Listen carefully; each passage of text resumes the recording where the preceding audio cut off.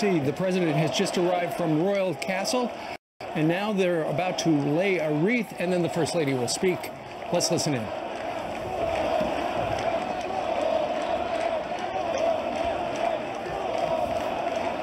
Donald Trump.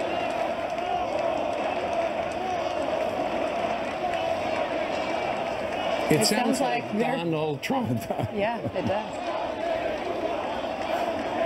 Which apparently translates. Right. The only one who really knows is Melania, because she speaks just about every language there is.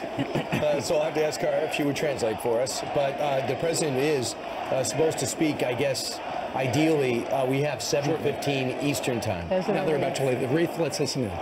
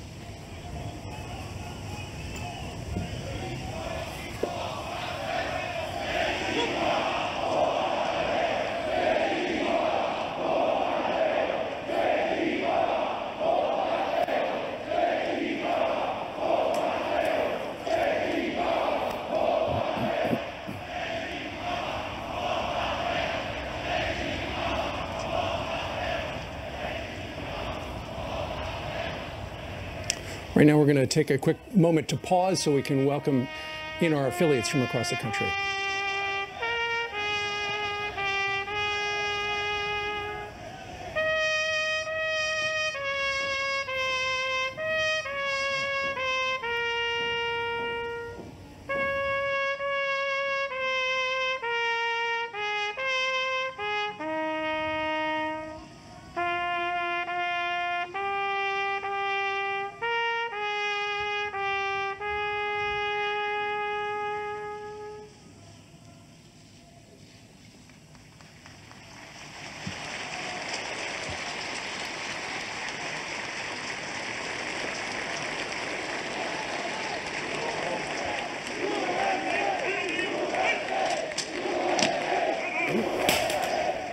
This is a Fox News alert. It is 1:16 in the afternoon in Warsaw, Poland, where, as you can see, the president of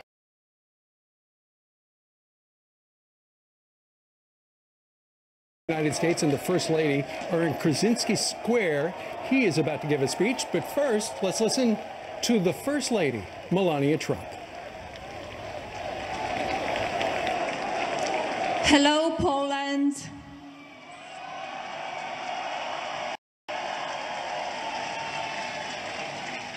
Thank you very much. My husband and I have enjoyed visiting your beautiful country. I want to thank President and Mrs. Duda for their warm welcome and their generous hospitality.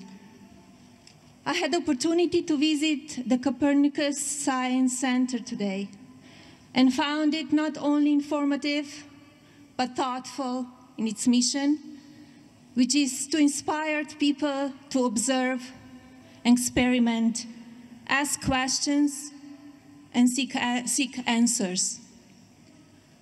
I can think of no better purpose for such a wonderful science center.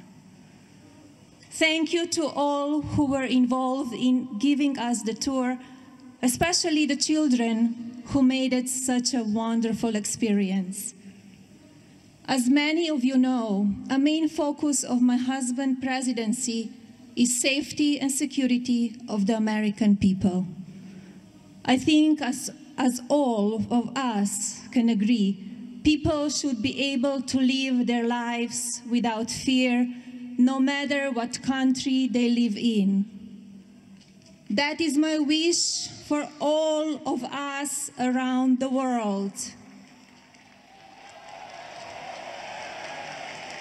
Thank you again for this wonderful welcome to your very special country. Your kindness and gracious hospitality will not be forgotten. And now it is my honor to introduce to you my husband, the President of the United States, Donald J. Trump.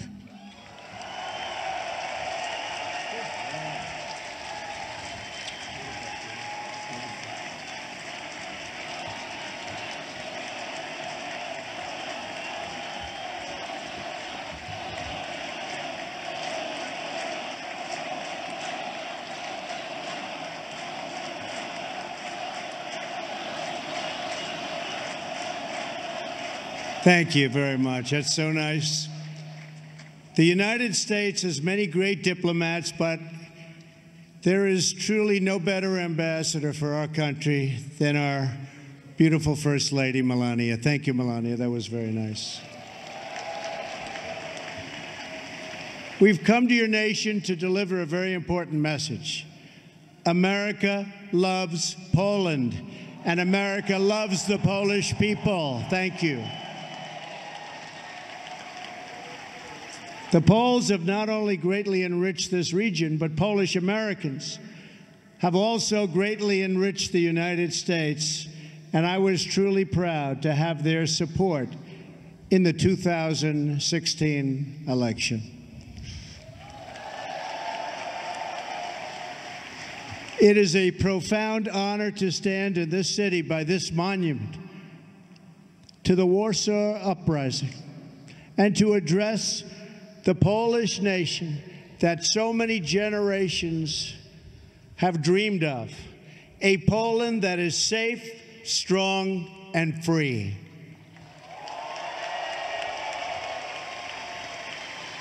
President Duda and your wonderful First Lady, Agata, have welcomed us with the tremendous warmth and kindness for which Poland is known around the world. Thank you.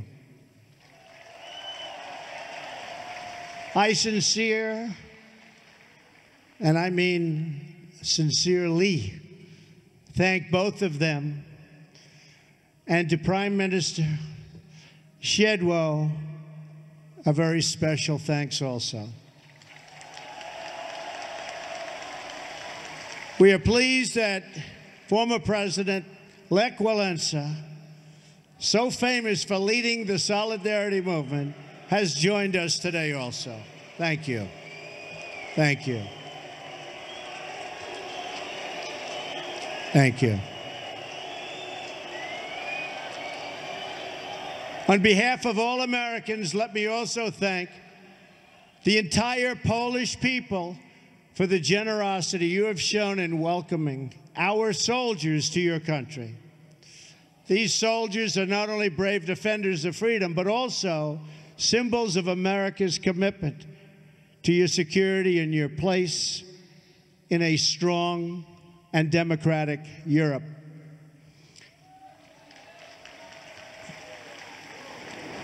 We are proudly joined on stage by American, Polish, British, and Romanian soldiers. Thank you. Thank you. Great job. President Duda and I have just come from an incredibly successful meeting with the leaders participating in the 3 Cs initiative. To the citizens of this great region, America is eager to expand our partnership with you. We welcome stronger ties of trade and commerce as you grow your economies. And we are committed to securing your access to alternate sources of energy, so Poland and its neighbors are never again held hostage to a single supplier of energy.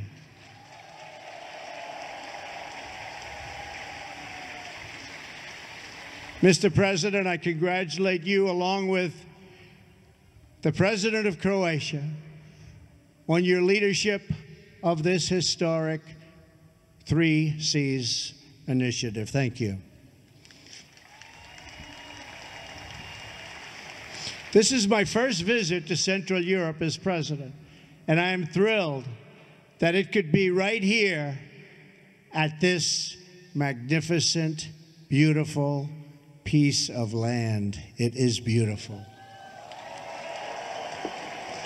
Poland is the geographic heart of Europe, but more importantly, in the Polish people, we see the soul of Europe.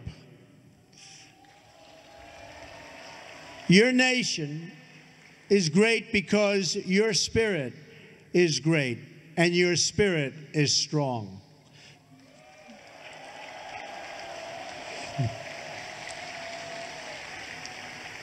For 2 centuries, Poland suffered constant and brutal attacks. But while Poland could be invaded and occupied, and its borders even erased from the map, it could never be erased from history or from your hearts. In those dark days, you have lost your land, but you never lost your pride. So it is with this true admiration that I can say today that from the farms and villages of your countryside to the cathedrals and squares of your great cities, Poland lives, Poland prospers, and Poland prevails. Despite every effort to transform you, oppress you, or destroy you, you endured and overcame. You are the proud nation of Copernicus. Think of that.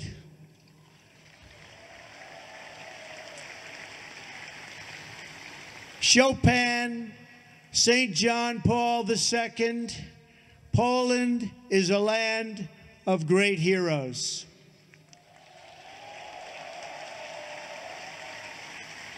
And you are a people who know the true value of what you defend. The triumph of the Polish spirit over centuries of hardship gives us all hope for a future in which good conquers evil and peace achieves victory over war. For Americans, Poland has been a symbol of hope since the beginning of our nation. Polish heroes and American patriots fought side by side in our War of Independence and in many wars that followed. Our soldiers still serve together today in Afghanistan and Iraq, combating the enemies of all civilization. For America's part, we have never given up on freedom and independence as the right and destiny of the Polish people, and we never, ever will.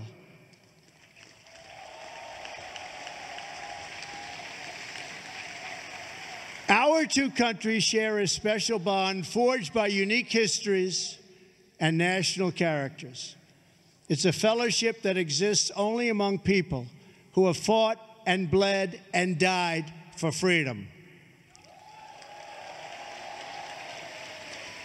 The signs of this friendship stand in our nation's capital.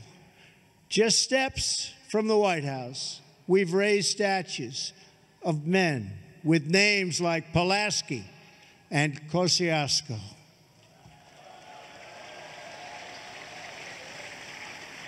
The same is true in Warsaw, where street signs carry the name of George Washington and a monument stands to one of the world's greatest heroes, Ronald Reagan.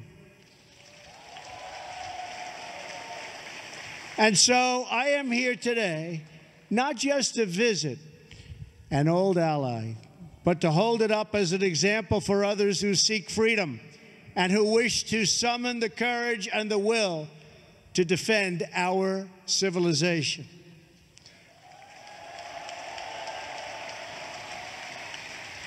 The story of Poland is the story of a people who have never lost hope, who have never been broken, and who have never, ever forgotten who they are.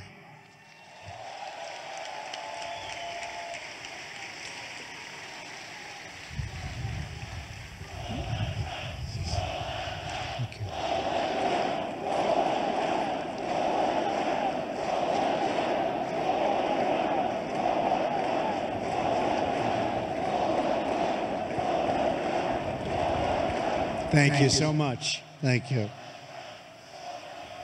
Thank you so much. Such a great honor. This is a nation more than 1,000 years old. Your borders were erased for more than a century and only restored just 1 century ago. In 1920, in the miracle of Vistula, Poland stopped the Soviet army bent on European conquest.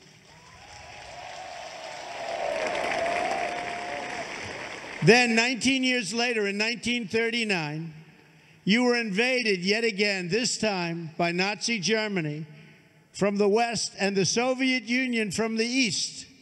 That's trouble. That's tough. Under a double occupation, the Polish people endured evils beyond description. The Katyn Forest Massacre, the occupations, the Holocaust, the Warsaw Ghetto, and the Warsaw Ghetto Uprising, the destruction of this beautiful capital city, and the deaths of nearly 1 in 5 Polish people. A vibrant Jewish population, the largest in Europe, was reduced to almost nothing after the Nazis systematically murdered millions of Poland's Jewish citizens, along with countless others during that brutal occupation. In the summer of 1944, the Nazi and Soviet armies were preparing for a terrible and bloody battle right here in Warsaw. Amid that hell on earth, the citizens of Poland rose up to defend their homeland. I am deeply honored to be joined on stage today by veterans and heroes of the Warsaw Uprising.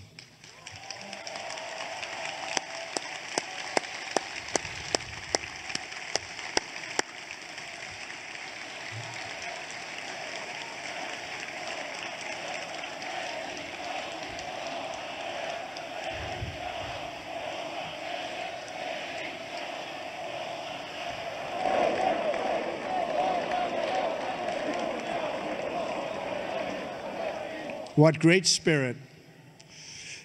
We salute your noble sacrifice, and we pledge to always remember your fight for Poland and for freedom. Thank you. Thank you. This monument reminds us that more than 150,000 Poles died during that desperate struggle to overthrow oppression. From the other side of the river, the Soviet armed forces stopped and waited. They watched as the Nazis ruthlessly destroyed the city, viciously murdering men, women, and children. They tried to destroy this nation forever by shattering its will to survive. But there is a courage and a strength deep in the Polish character that no one could destroy. The Polish martyr, Bishop Michael Kozel, said it well: more horrifying than a defeat of arms is a collapse of the human spirit.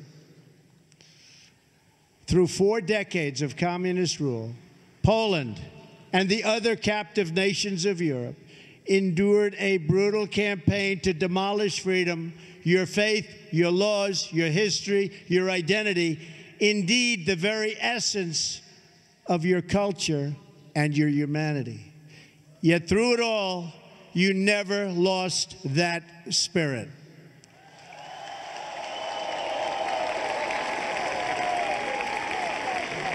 Your oppressors tried to break you, but Poland could not be broken.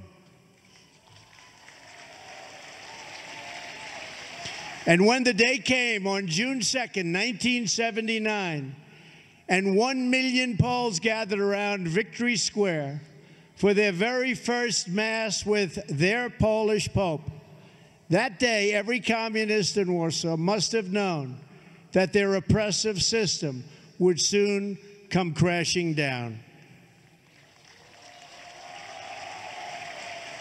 They must have known it at the exact moment during Pope John Paul II's sermon, when 1 million Polish men, women, and children suddenly raised their voices in a single prayer. 1 million Polish people did not ask for wealth. They did not ask for privilege. Instead, 1 million Poles sang 3 simple words: "We want God."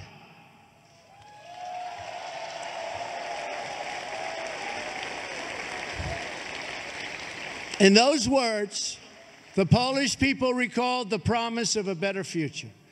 They found new courage to face down their oppressors. And they found the words to declare that Poland would be Poland once again.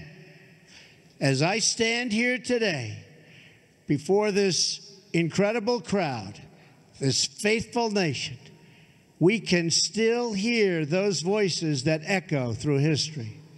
Their message is as true today as ever. The people of Poland, the people of America, and the people of Europe still cry out, "We want God."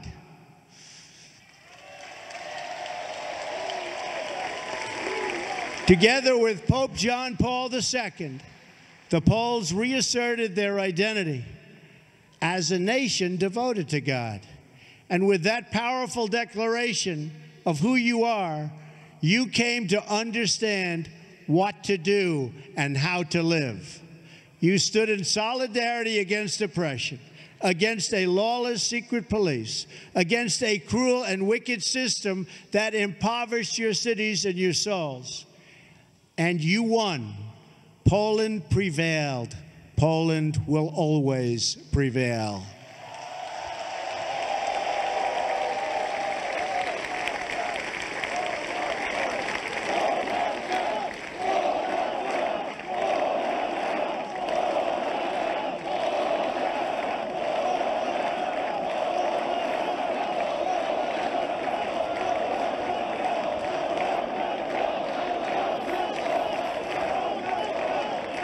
Thank you. You were supported in that victory over communism by a strong alliance of free nations in the West that defied tyranny. Now among the most committed members of the NATO alliance, Poland has resumed its place as a leading nation of a Europe that is strong, whole, and free. A strong Poland is a blessing to the nations of Europe, and they know that. A strong Europe is a blessing to the West and to the world.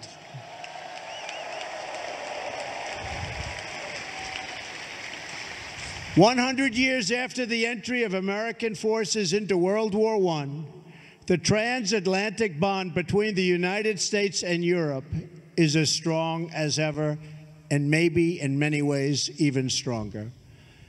This continent no longer confronts the specter of communism. But today we're in the West, and we have to say there are dire threats to our security and to our way of life. You see what's happening out there. They are threats. We will confront them. We will win. But they are threats.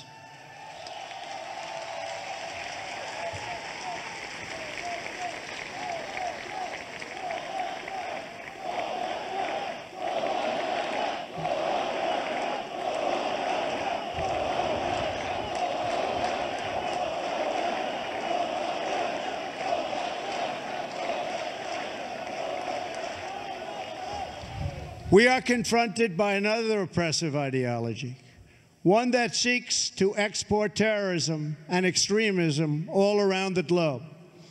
America and Europe have suffered one terror attack after another. We're going to get it to stop. During a historic gathering in Saudi Arabia, I called on the leaders of more than 50 Muslim nations to join together to drive out this menace which threatens all of humanity. We must stand united against these shared enemies to strip them of their territory and their funding and their networks and any form of ideological support that they may have. While we will always welcome new citizens who share our values and love our people, our borders will always be closed to terrorism and extremism of any kind.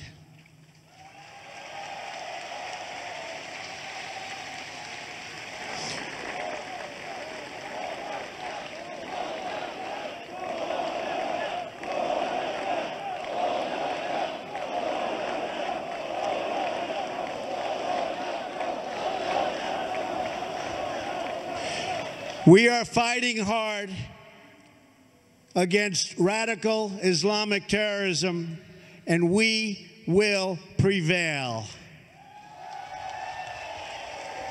We cannot accept those who reject our values and who use hatred to justify violence against the innocent.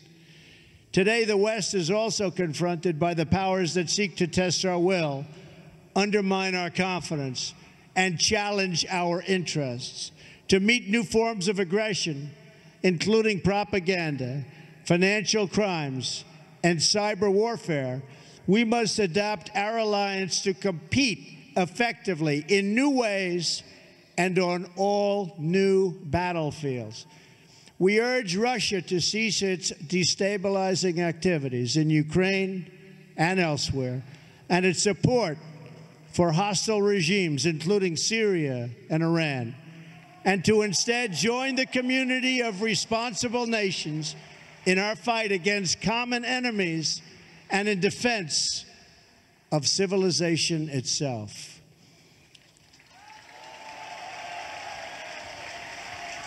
Finally, on both sides of the Atlantic, our citizens are confronted by yet another danger, one firmly within our control. This danger is invisible to some, but familiar to the Poles. The steady creep of government bureaucracy that drains the vitality and wealth of the people. The West became great, not because of paperwork and regulations, but because people were allowed to chase their dreams and pursue their destinies. Americans, Poles, and nations of Europe value individual freedom and sovereignty.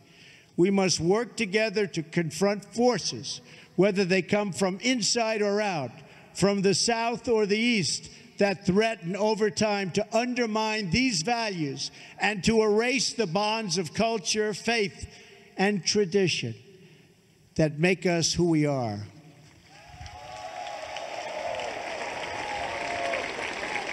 If left unchecked, these forces will undermine our courage, sap our spirit, and weaken our will to defend ourselves and our societies.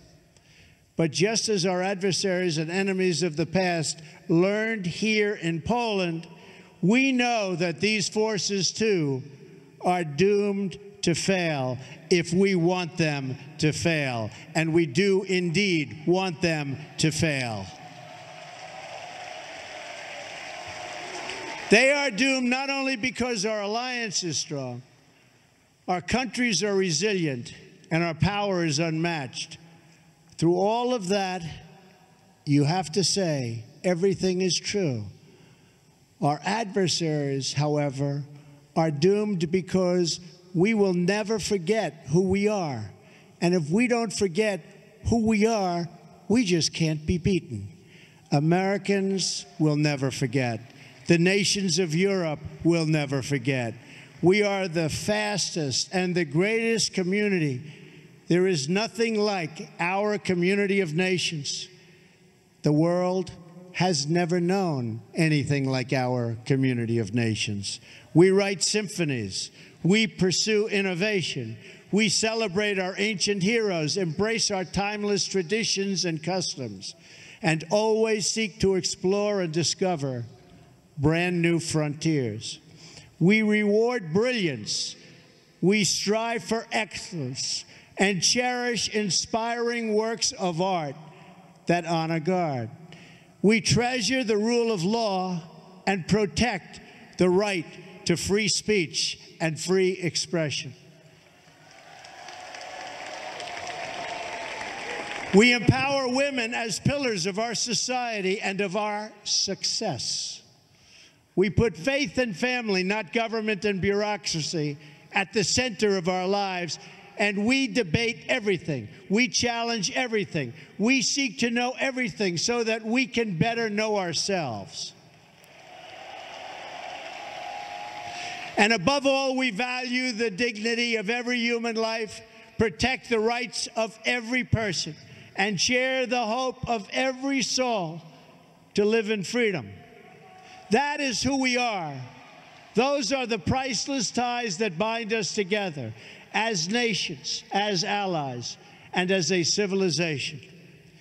What we have, what we inherited from our, and you know this better than anybody, and you see it today with this incredible group of people.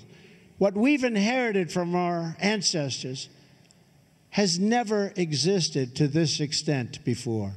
And if we fail to preserve it, it will never, ever exist again. So we cannot fail. This great community of nations has something else in common.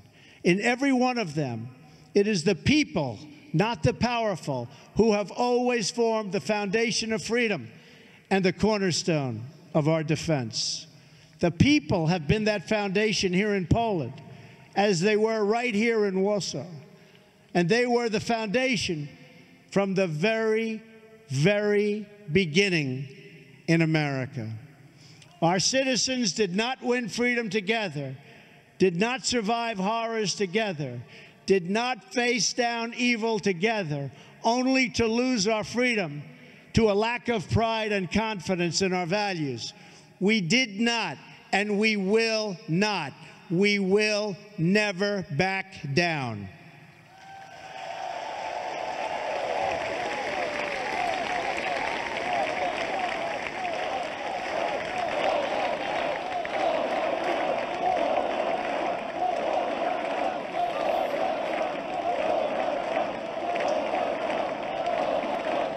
As long as we know our history, we will know how to build our future. Americans know that a strong alliance of free, sovereign, and independent nations is the best defense for our freedoms and for our interests. That is why my administration has demanded that all members of NATO finally meet their full and fair financial obligation. As a result of this insistence, billions of dollars more have begun to pour into NATO. In fact, people are shocked, but billions and billions of dollars more coming in from countries that, in my opinion, would not have been paying so quickly. To those who would criticize our tough stance, I would point out that the United States has demonstrated, not merely with words, but with its actions, that we stand firmly behind Article 5, the mutual defense commitment. Words are easy, but actions are what matters. And for its own protection, and you know this, everybody knows this, everybody has to know this, Europe must do more. Europe must demonstrate that it believes in its future by investing its money to secure that future. That is why we applaud Poland for its decision to move forward this week on acquiring from the United States the battle-tested Patriot air and missile defense system, the best anywhere in the world. That is also why we salute the Polish people for being one of the NATO countries that has actually achieved the benchmark for investment in our common defense. Thank you, Poland. I must tell you, the example you set is truly magnificent, and we applaud Poland. Thank you. We have to remember that our defense is not just a commitment of money. It is a commitment of will, because as the Polish experience reminds us, the defense of the West ultimately rests not only on means, but also on the will of its people to prevail and be successful and get what you have to have. The fundamental question of our time is whether the West has the will to survive. Do we have the confidence in our values to defend them at any cost? Do we have enough respect for our citizens to protect our borders? Do we have the desire and the courage to preserve our civilization in the face of those who would subvert and destroy it? We can have the largest economies and the most lethal weapons anywhere on earth. But if we do not have strong families and strong values, then we will be weak and we will not survive. If anyone forgets the critical importance of these things, let them come to one country that never has. Let them come to Poland.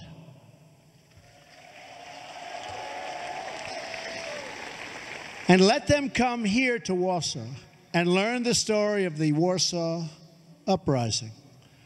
When they do, they should learn about Jerusalem Avenue. In August of 1944, Jerusalem Avenue was one of the main roads running east and west through this city, just as it is today. Control of that road was crucially important to both sides in the battle for Warsaw. The German military wanted it as their most direct route to move troops and to form a very strong front. And for the Polish Home Army, the ability to pass north and south across that street was critical to keep the center of the city and the uprising itself from being split apart and destroyed. Every night, the Poles put up sandbags amid machine gun fire, and it was horrendous fire, to protect a narrow passage across Jerusalem Avenue. Every day, the enemy forces knocked them down again and again and again. Then the Poles dug a trench. Finally, they built a barricade. And the brave Polish fighters began to flow across Jerusalem Avenue.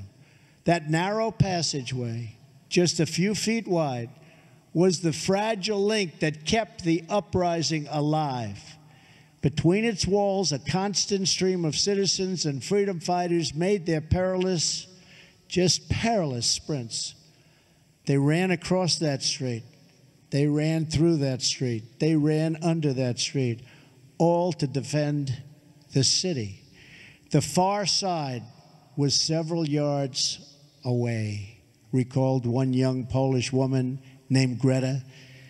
That mortality and that life was so important to her.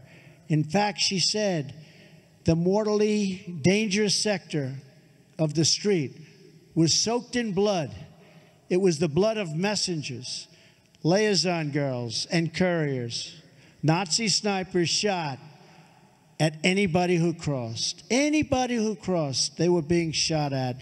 Their soldiers burned every building on the street, and they used the Poles as human shields for their tanks in their effort to capture Jerusalem Avenue. The enemy never ceased its relentless assault on that small outpost of civilization. And the Poles never ceased its defense. The Jerusalem Avenue passage required constant protection, repair, and reinforcement.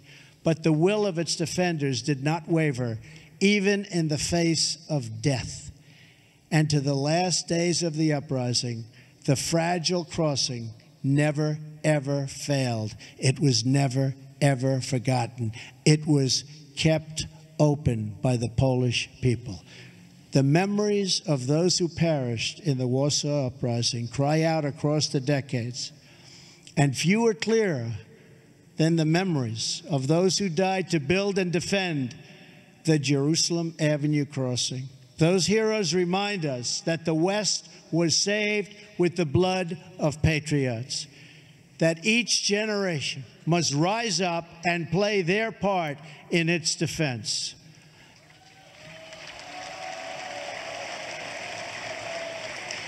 and that every foot of ground and every last inch of civilization is worth defending with your life. Our own fight for the West does not begin on the battlefield. It begins with our minds, our wills, and our souls. Today, the ties that unite our civilization are no less vital and demand no less defense than that bare shred of land on which the hope of Poland once totally rested. Our freedom, our civilization, and our survival depend on these bonds of history, culture, and memory. And today as ever, Poland is in our heart, and its people are in that fight.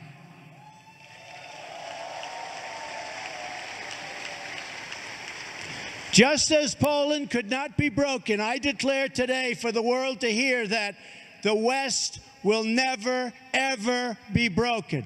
Our values will prevail, our people will thrive, and our civilization will triumph.